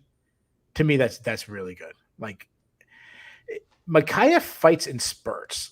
He's very Yoel Romero-ish in where he looks great, and then he'll take huge chunks of fights off. He'll lay on top, kind of regain. He did it against Fiallo there. He did it against Tim Elliott. He did it again. Did he win against? I can't think of his name. A guy that's not even that good. He did it against black guy, like low level flyweight. Malcolm Gordon. Malcolm Gordon. He did it against Malcolm Gordon. That fight was closer than it should have been. Yeah, but he's well rounded. I mean, his wrestling's off the charts. I like that he's calm in bad positions. Dude's a threat. Like, I like him. Like, I'm sold. Like, to me, this is he passed a huge test. Like, I'm not taking this as a negative at all. Yeah,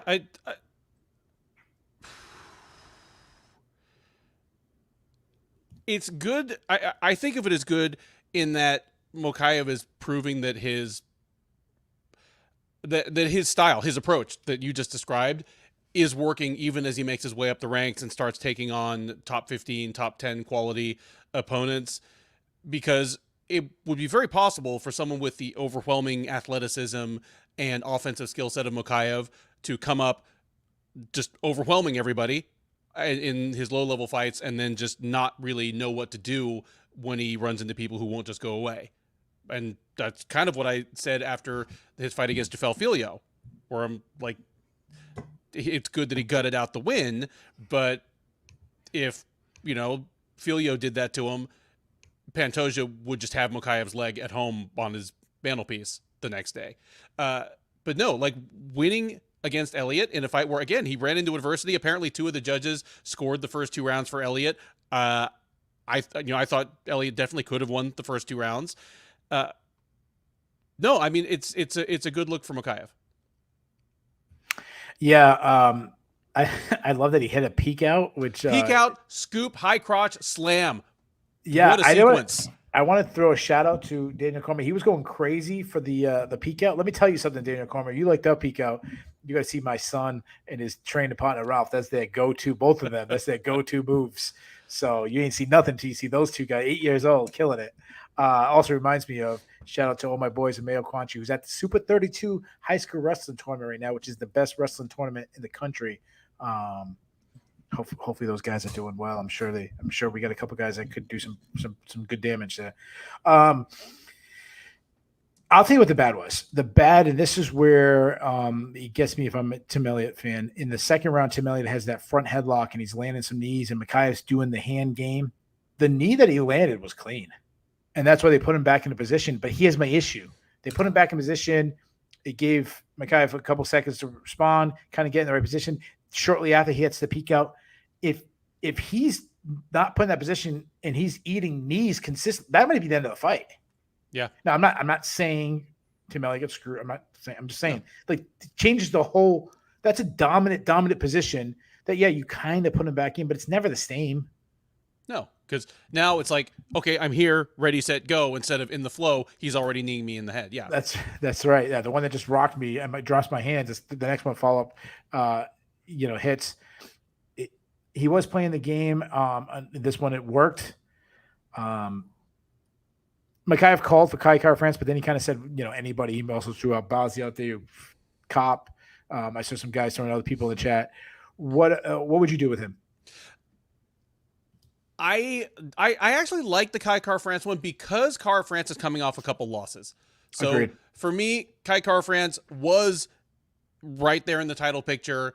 Having lost a couple in a row, it's on him to prove he's still a top 5 fighter, and it becomes more about what the other fighter deserves. And at this point, I think Muhammad Mokaev deserves a shot at a big name, at an established contender. Yeah, and Cop and Albazi are both kind of in that title picture right now. That would be a step back for both. Now, I know a lot of people say, Albazi shouldn't have beat Kai Kara-France. A lot of people thought Kai Kara-France won that fight. I mean, he did it on paper, so we're not arguing that. I think it was a good call. I think it's a tough stylist matching for both guys. Kai Kara-France's output is boxing, Mokaev's wrestling. I'm a big fan of flyweights. I don't mind that as a fight night main event. Yeah, and for Kai Kara-France, Mokaev it's actually an opponent that it would do him a lot of good to beat Mokaev. It's not, because a lot of times when the established contender takes on the up-and-comer, there's a high risk and low reward for the ranked guy. But if Kai Kara-France ends up being the guy that hands Muhammad Mokaev his first career loss, that's a huge feather in his cap. It's very rare that you could do yourself as much good by beating a lower-ranked fighter as Kai Kara-France could by beating Mokaev. Yeah, I think he might even come as a favorite. Like Mokaev might be the favorite of that one. I don't know. I'm not the betting lines guy, but Elliott's always going to be a tough out for anybody. He's fought so many guys in the division that's tough. So I just want Matt Schnell and Steve Erceg, especially if Erceg pulls the win over Schnell. That'd be two good guys in a row. He'd beat Adam Elliott. He kind of would catapult himself up there. So that's what I would do. You have anybody for Elliott? No, that works for me. I didn't really think hard about Elliott's next fight. It's just, God, find someone that he hadn't fought yet after 20 fights in the UFC. All right, we still have 7 more prelims. That's what I'm going to do, just for time's sake, because I do have to leave soon. I'm gonna do the fun stuff. Is that all right? Let's do it. Let's jump. And then we can come back. I'll do as many prelims as we can. All right, let's do. So normally I say we've recapped all 13 fights, but we haven't yet. We got the Bulls, the Bears, the cut list. Dude, seriously, great. I'll let you do the listener yourself at the end. Okay. Which one would you like to do? I'm not sure I have anybody for my cut list. If you have anybody, then I have never two. Mind. Not I've got some people for my cut list. Never mind. I have 2. So the way the cut list works, if both me and Ben have the same fighter on our list, we allow the UFC to cut them and make room for other people like the Contender Series people. I'll go with one that I'm almost confident would be on your list. Pretty confident it's on your list. Almost certain, I should say. Jin Yu Fry. She lost 4 fights in a row. I'm probably not going to get to that fight. She might want to hang it up at this point. Agreed. Another one I had, Abu Azaitar. I mean, he's only on a 2-fight losing streak, but the guy hasn't won a fight in 5 years. This fight was really close. I think I saw some people kind of giving it to him, but winning the second and third. But still, it wasn't. Even if you did give it to him, it was not a strong performance. His output was extremely low. I'm getting rid of Abu Azaitar. Yeah, I can see that. I'm also looking long and hard at Bruno Silva. He's 1-5 since the beginning of 2022. You know what? 1-4 since the beginning of 2022. How many fights in a row has he lost? 2. Yeah, he beat Brad. He lost 2, beat Brad Tavares, and then lost 2 more. Yeah, you're right. I'm cutting him too. So get rid of Bruno Silva. So you got me. So there's 3. All right, let's do Dude Seriously. I have 2 Dude Seriouslys. Okay. You have any? I have at least one. All right, good. All right. My first Dude Seriously. When Kamaru Usman walked out for the co-main event tonight, I don't know if you saw his brother Muhammad Usman behind him, but he was wearing an Arab headdress. He looked like a character from like an 80s comedy movie or like a bad professional wrestling jobber or Africa Bambaataa or something. He looked absolutely ridiculous. You know what happened a lot of times? I'll have 2 computers going, and I'll have one computer with the fights, and I have one I'd be doing the ticker that's going on the bottom and different things. So I'm kind of doing that. I do a lot of that stuff while writing my notes while the people are doing the entry, so I'm not focusing as much. Damn, I wish I saw that because, dude, Usman's brother he's pure comedy all the time. So it's great. Another one, and I imagine this is on yours as well, or if not, it's on your Bears list.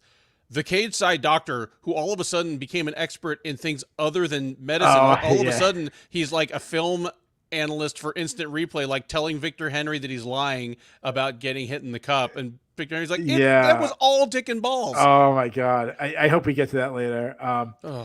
So Big Marcel is bashing DC.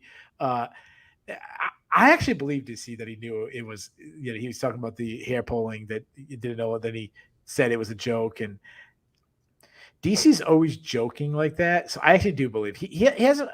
Someone described DC's commentary to me the other day, and I was like, that's so right. They called it, he's got a very John Madden thing to him where he can be super technical if he wants, and he's obviously a legend of the sport, just like John Madden was in football, if you guys know what I'm talking about. Yeah. Wait, you should know. I mean, at least even Europeans don't. Oh, maybe they wouldn't. I was going to say Madden, like NFL video game, but what the hell? They wouldn't be playing Madden. But Americans would. But he keeps it to the friends hanging out, making jokes thing. So that's why I kind of actually believe that it was just a joke. Even the way he said it, like, guys, do I really have to apologize for this? Like, yes, I know it was a joke. That was a joke. I know it's a rule. So I actually believe him. But you have any more? No. Okay. Dude, seriously? The horn guy? What the fuck? I like John Pee Wee Herman's bicycle or something. Yeah. I like John Anik said something about like I can confirm that no ducks are in the building or some shit like that. How about this? Mike Breeden came out and he had like a cut over his eye. And then the whole commentary team was like, oh, that's why he missed weight. And I'm like, the hell does a cut over your eye have to do with missing weight? Like, if anything, okay, I can't spar and stuff, but I can still run on the treadmill and hit the streets and hit the sauna. What the hell's a cut on your head have to do with cutting weight? And even blamed I missed weight because I got a cut on my eye. He got a 6-pound bandage on it. Yeah. Oh, that's what it was? Yeah. All right. That's all I had. Let's get to the Bulls and the Bears. The Bulls and Bears are a stock market reference. You want to be on the Bulls list. You don't want to be on the Bears list. Let's do Bears. Let's go negative. Do you mind if I go first? Go for it. All right. My Bears. My number 3. I'm going to go with Magomed Ankalaev, and the reason why. He didn't lose or anything like that, but just pure, like, his run in the UFC has been as wacky as they come. I mean, you have the Paul Craig, his only career loss comes with 1 second left in a fight that he's dropping 10-8s on the guy's face. He has that crazy, like, Iwan Kutalaba 2 fights thing going on that wasted time for him in a fight, a guy that he's clearly better than. Then he finally goes on this run to, becomes the guy that so many people, myself included, says, hey, he's the best light heavyweight in the world, fights for the title, wins. Most people thought he deserved to win, gets a draw, doesn't even get to run it back. They just replaced it like, that, like, almost like that fight never happened. Like, oh, okay, you don't, even though you should win the title, we're replacing with other guys. And then he fights in this fight, probably another one contender matchup. He's winning. It was early in the fight. I understand that, but he's winning. He's going his way, and he gets a no contest. I mean, this poor guy, he can't catch a break. My number 2, whose stock has gone down. I mean, the referees, the officials, everything that, the referees and the doctors. I mean, there were so many fouls tonight.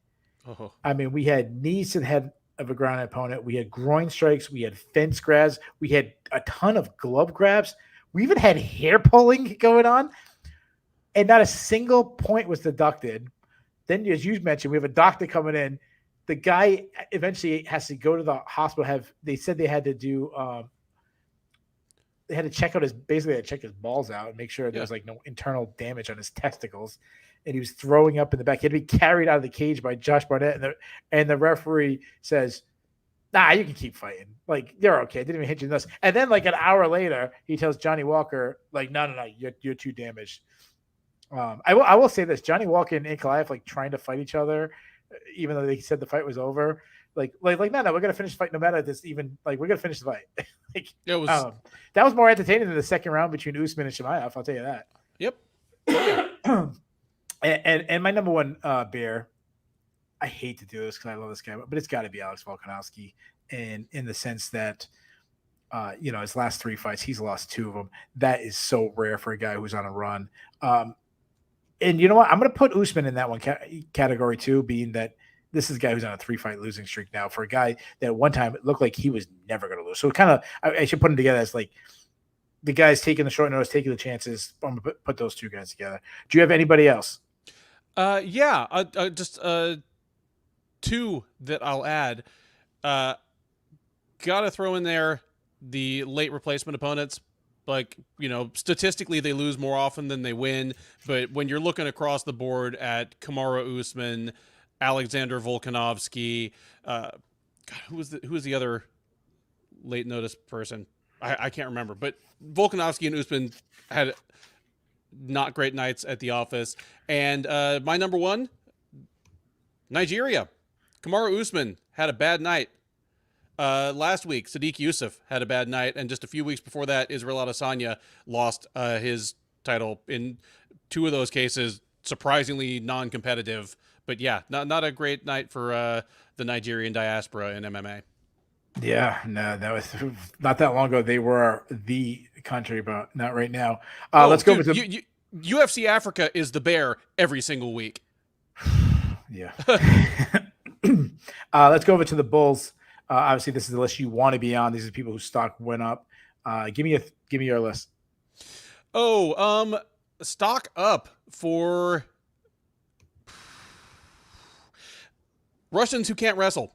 Like, obviously the stereotype is, especially ones from Dagestan, Chechnya, the kind of Caucasus there, that they wrestle bears. But hey, Shara Bullet and Victoria Dudikova won the first two fights on the card in spite of getting out wrestled by non-Russians. So hey, the Russians who aren't great wrestlers, and throw in Said Nurmagomedov there as well, winning with a bit of anti-wrestling, snaring Muin Gafarov in a fantastic guillotine choke as Gafarov shot for a takedown. So yeah, great for Russians winning without Russian-style wrestling. Bull, Trevor Peek. 2 fights ago, all this man had was an accent so thick that I needed subtitles to understand him, in spite of the fact that he lives like 300 miles from me, and 3 meals a day worth of deep fried overhand rights. All of a sudden, he was fought a pretty measured and nuanced fight with some decent pace and timing against Muhammad Yahya. So good look from Trevor Peek. Anybody in that division is a long ways from contention, but he's more than just a curiosity. Number 1, Islam Makhachev. For the same reason that Volkanovski has to be on the Bears list. Makhachev, I mean, 8 or 9 months ago, these two guys engaged in what I'm pretty sure is the first fight ever between the top 2 pound-for-pound fighters in the sport. And he won the rematch as well, cementing himself, at least in my mind, as the top fighter in MMA right now. Yeah, I just want to add some things real quick before I get to my Bulls. You mentioned that guys on short notice. The other guy was not super short, but Warley Alves took the fight on short notice. Not a good night for the veteran Warley Alves. I hope that Big Marcel is joking. I hope this is not what happened. But if anybody knows the news, Big Marcel's on top of everything.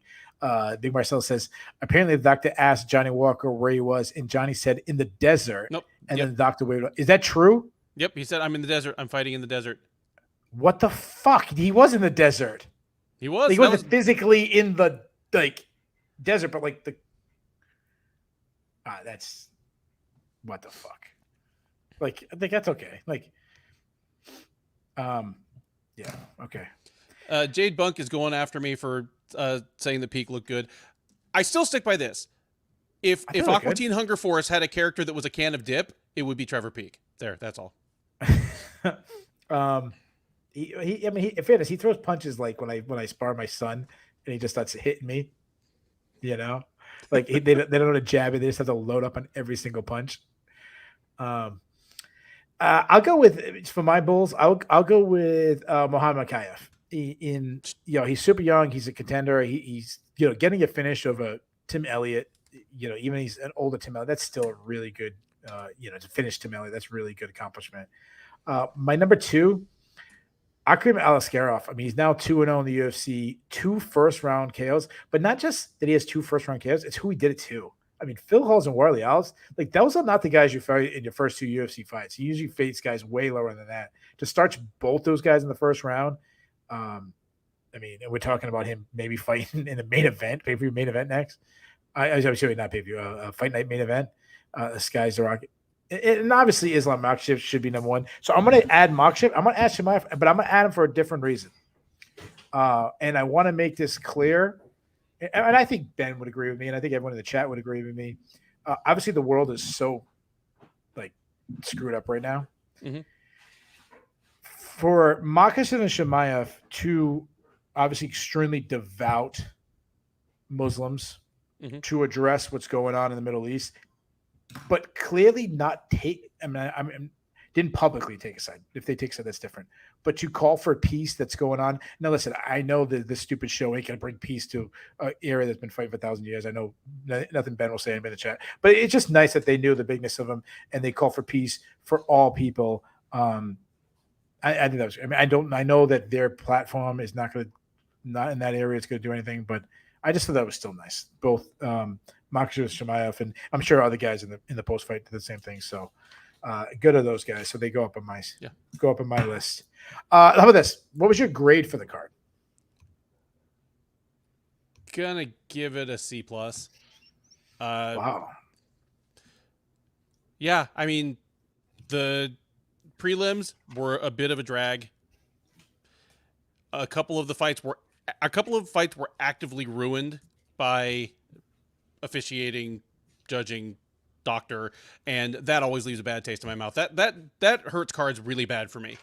If a big portion of what we have to talk about afterwards is not connected to what the fighters actually accomplished, that always bothers me a bit. Yeah, I agree. I actually would even lower that. I want C-. The main card was much better than the prelims. The prelims were bad. Yeah. So yeah, I'll go C-. Let's get to I can do probably one more prelim. Muhammad Yahya versus Trevor Peek. You mentioned how Trevor Peek looked good. I thought he looked good too. But I'll say this: he's extremely aggressive. He overthrows his shots. He'll never be a top contender. But what I do like about him, he was more controlled. It was like he was still way more aggressive than 99% of fighters in the UFC, but a little more controlled. But I like that he looked for a lot more wrestling in this fight. And sure, he's not the greatest wrestler, so I think it's more of the right guy. Mm-hmm. But if he can add more wrestling, that's what's going to happen in this fight. It's going to set up the opportunities to land those big shots. Is that because the guy had to keep dropping his hands from the pressure, and Yahya has some big holes. One, takedown defense. Two, he can't handle any pressure. Back and straight up to the cage, fighting off his heels and open to leg kicks. I mean, he was getting dropped with leg kicks. So I thought Peek looked good. So I'm agree with you. So Jade Bunkett, screw. Nah, Jade's a good one. He's actually the guy I met in Hawaii. He's that's my boy. That's my boy. Anything else want to add to that? Nope, that's it. Really, this is really gonna be my last one. Javid Basharat took on Victor Henry. Henry was fighting exactly how you shouldn't fight a Basharat, and what I mean by that is he was fighting on his back foot, which really you shouldn't fight many guys on your back foot trying to counter, but very low volume, staying out of range and getting picked apart, and then occasionally taken down. This was going to be a 30-25. I'm sorry, 30-27, maybe 30-26 fight for Basharat. That said, one of the worst groin kick reactions. Didn't look like the worst groin kick, but who knows, Lane. But reactions, I mean, he dropped right away, and that freak, I mean, he was throwing up in the bag. And that doctor, I mean, that dude clearly lied on his job application. He ain't a real doctor. No, what? Just stay in your lane. Like, it's not your job to kind of squat over the guy, not actually examine him at all, and just call him a liar. Like, that's not a doctor. That's a replay official, and they've already got one. Yeah. The only thing that was worse, remember when Pride, the referee would like massage their balls? Remember that? When the guy would get kicked in the nuts? Instant way to get most fighters to be like, okay, I'm good to go. Fine, fine. I'm good. I didn't get kicked in the nuts. No. It's like, dude, your testicle is laying on the ground. No, that didn't happen. Anything else you want to add about this fight? No, except that I'd be fine with it not being run back. Just let them go their separate ways as if Basharat won. And yeah. Yeah. Abu Azaitar took on Cedric Dumas in probably the best, the worst fight of the night. The fight sucked. The best moment was the handball. Yeah. I think that was that's what I remember most entertaining. Azaitar and Dumas did almost nothing the last 2 rounds. And Dumas gave Azaitar the exact fight the last 2 rounds he needed to be in the fight. If he just kept wrestling, now again, I know he tried one takedown, but to not go for a takedown at all in the second round after you just took a guy down and he could not get up. Yeah. Neither of these guys is good, and on top of it, Dumas seems to be a terrible person. So yeah, fuck that fight. Yeah, fuck that fight. Ansha Jubilee took on Mike Breeden. Breeden win by 3rd round TKO. What a change. This reminded me of like you would see in a movie, like one guy kicking his ass in the last moment, the guy gets mad and turns everything around and wins. This is a terrible fight for Jubilee. He was looking pretty good. The surprisingly good wrestler who's long and rangy at striking. Not a blue chipper, but kind of an interesting prospect. And it sure seemed like Breeden freaked him out and got him out of his game just by roaring at him. It was ridiculous. Yeah. Like maybe Jubilee was hurt by something. Maybe he was getting tired. But he seemed genuinely unnerved by some guy from Kansas with half of his face hanging off. Actually, you know what? It's starting to sound more and more reasonable. If Mike Breeden was like yelling at me with like skin hanging off his face, yeah, okay. He was barking at him and screaming USA when he's hitting him. I mean, Jubilee looked sensational the first 2 rounds. I mean, he's a long and lengthy guy, accurate, powerful. He was landing body shots. That's what I really like. But I mean, but my one issue with Breeden, I mean, it was fun. It was really fun. Like the guy just barking and shit. And I just imagine Jubilee, like, never Mike DMX Breeden. Nice job. I just imagine him being like, oh, is that what's going on in America where all the people think they're different? The young kids thinking they're animals and shit. What do they call those kids? Furries or some shit? Like, is that what's going on with Mike Breeden? I assure you that Mike Breeden is not a furry. He's not a furry? Okay. Am I using that lingo correctly? I mean, no, furries are a thing. Okay, yeah. I didn't know if that was what was going on. All I say is maybe spend some more time barking in like the sauna and shit. Ooh. Then you can make something. Like, I don't care. Make a little home in there and make weight, because you can't be talking about, oh, you're gonna have to kill me. I think he said, oh, they're gonna have to kill me to beat me. Like, you can't say that and then miss weight. Yeah. You know what I'm saying? So I wonder what the weight cut would have been if if he fought. Would he have been able to win that third? Would he be able to be barking at him and shit if he actually cut those last pounds? No, probably not. 5 pounds is a lot. It makes a difference. All right. With that said, I guess I got to go. My wife's over there giving me the day. She's actually barking at me right now. You guys don't see that. She's barking at me. She's screaming USA. See, she's Eve. She's like the one member of like Rough Riders that was a chick. Like, yeah. Keith's wife's got the two little like claw tattoos on their collarbones. Oh, there you go. So, guys, if this is your first time watch show, this is a little out of order than we normally do, and I normally don't have to leave early because of the time that's going on. I had to leave early. Normally, we do this at like 2:00 in the morning, so where the hell do I have to go? But I appreciate you. Ben's going to finish up the rest of the prelims, and I'll see you guys later. Yep. And as soon as Keith taps out, I'm going to have a crack right down the middle of my face. There I am. Hey, there's my whole living room. All right. So next prelim after that, or previous prelim before that, was Muhammad Naimov against Nathaniel Wood. Wood, one of the bigger favorites on the card, but Naimov pulls it out. Keith and I both got this one wrong. I felt comfortable taking Nathaniel Wood as the winner, but I was wrong in one part of my take for sure. That I figured Naimov and Wood would look about the same size, Naimov being kind of a stockier featherweight, and despite Wood having fought a bantamweight, but no, Naimov was bigger, and I think that played out a little bit. Wood could have won this fight. I think he could have thrown more volume, could have been a little more aggressive, especially late. Naimov committed so many fouls. Keith talked about the whole fouls problem. Naimov was the guy that fought like he was trying to complete a bingo card. I mean, he had glove grabs, fence grabs. It was dirty. And on the one hand, you got to extol the virtues of Dundasso. If you know that you can grab the fence multiple times before you get a point taken away, why wouldn't you do it? Yeah, I mean, not much to say. Naimov appeared somewhat well-rounded, says Marcus Mustard. I would tend to agree. I saw Naimov as kind of a power wrestler without much technique and a free-swinging guy on the feet who hits really hard and was going to be undersized, but he looked well-rounded and looked to be a decently sized featherweight. So if you'd asked me before this, I would have said that of the two Tajiks on this card, Muin Gafarov was the better prospect, but I think I might be flipping on that one. Anyway, Dev says, dude, Ben, grab that guitar. Man, there are like 6 or 7 guitars behind me, and I'll be grabbing several of them after this show. Before that, Victoria Dudikova against Jinyu Fry.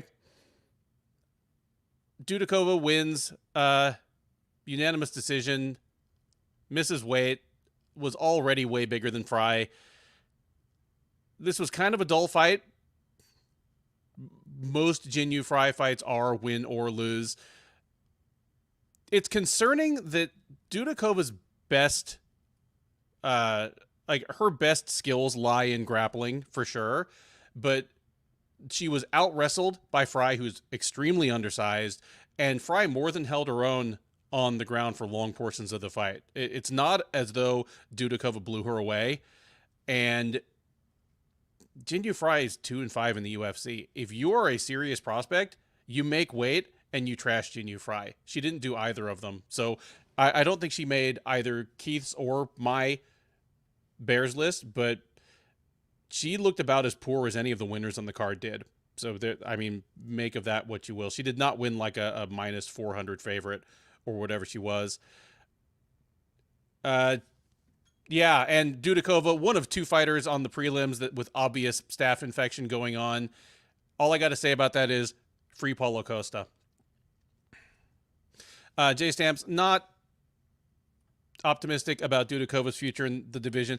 I would agree. And obviously anything can happen. She's only 24. She's, for all we know, 2 years from now, she's going to be a top 10 flyweight. She may not be long for this division anyway, but considering what she's going to bring to the IG side of the sport, if she can keep winning and settle on a weight class, stardom awaits. But I don't have to talk about it right now. Prior to that, probably the most hotly anticipated opening bout on any UFC card in quite some time, as Sharabuddin Magomedov took on Bruno Silva. Magomedov won. He won, I thought, with relative ease. His main issue was that Silva was able to take him down a couple times. I'm not tapping the brakes on Sharabuddin just because my brakes were already tapped. I'm one of the guys that's been saying his record is inflated, like literally inflated. They were trying to say he was 17-0 up until like a year ago. That whittled down to 11-0 once a bunch of fights that weren't really MMA got weeded out by the Sherdog Fight Finder team.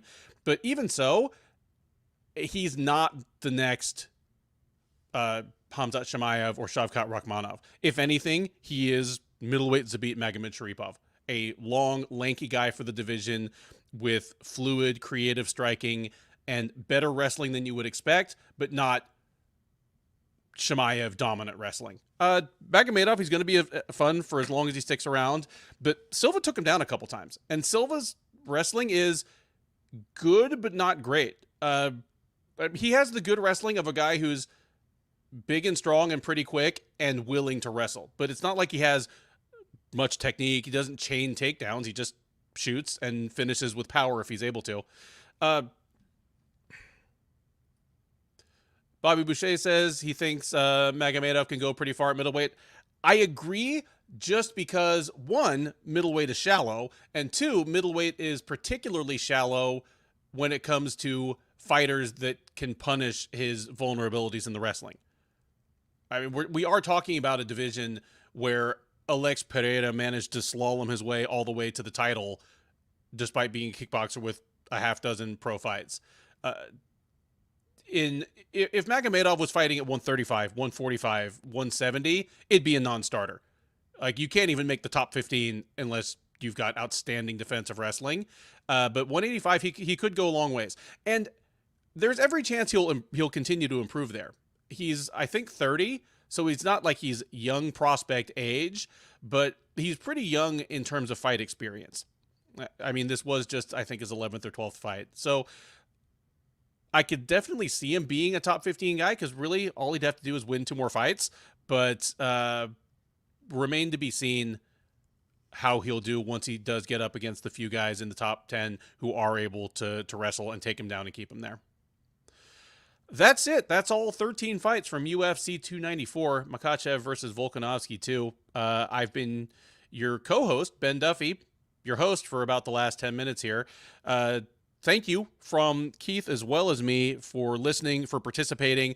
I'm not going to name a listener of the night. Keith is texting while driving. Somebody should call the cops.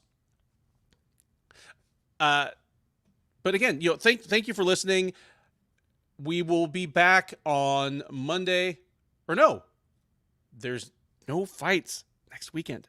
You won't see me for 2 weeks. Almeida versus Lewis going on at UFC Sao Paulo on November 4th. Watch for Keith and me to have the preview for that one up Halloween week. Can't wait to preview that one. Thank you guys for listening. Enjoy the rest of your day. It's bright and sunny outside still. I can't believe it. It's 5:14 p.m. I'm going to go enjoy the rest of my Saturday. Hope you do too.